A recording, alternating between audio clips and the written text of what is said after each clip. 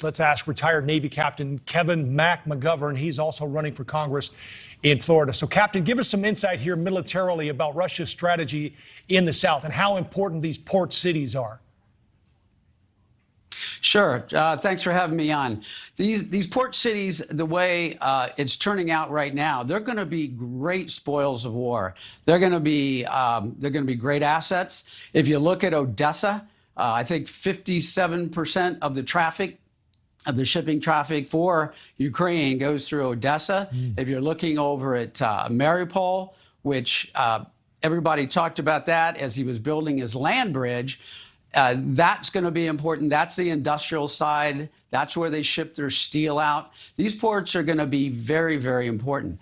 But as a naval war, I don't see this as happening in the Black Sea. As a matter of fact, I think at last count there was about 10 missiles that had been launched out of the Black Sea. And just yesterday, Russia canceled with Turkey their permission to go through the straits to get to the Black Sea for warships. So I don't see this as being a naval battle, but I certainly see these port cities as being strategic assets once Russia completes its plan, whatever that's going to be. If that does. Let's show the map again here, Captain, because we do have some late-breaking news that we're hearing of explosions and clashes on the grounds near the nuclear plant of Hodar, which is just to the northeast of Kherson, which we know now is under Russian control, and also, as you mentioned, Mariupol, so it's to the west of that. It's unclear what this battle is, but it definitely gives you an idea of how serious and what's at stake when you're talking about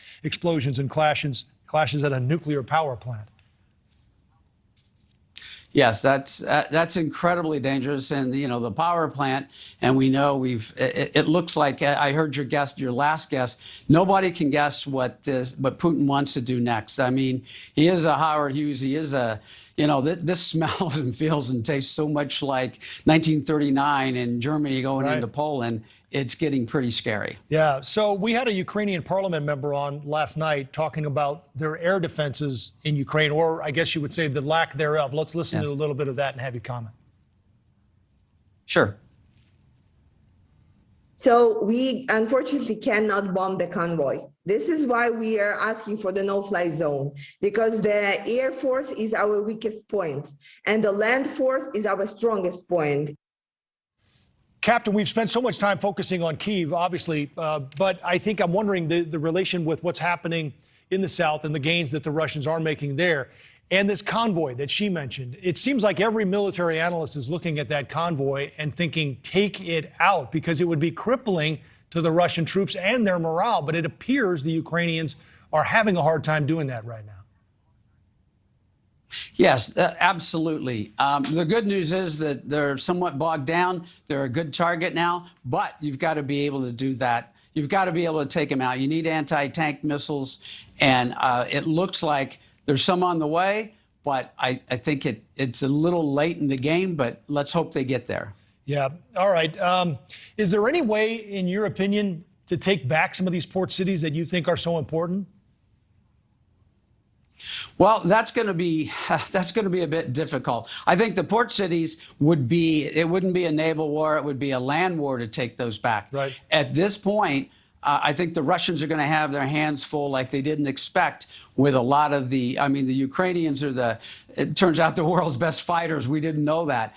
And these people have got heart and soul. And I think if you're going to do it, it looks like a guerrilla war.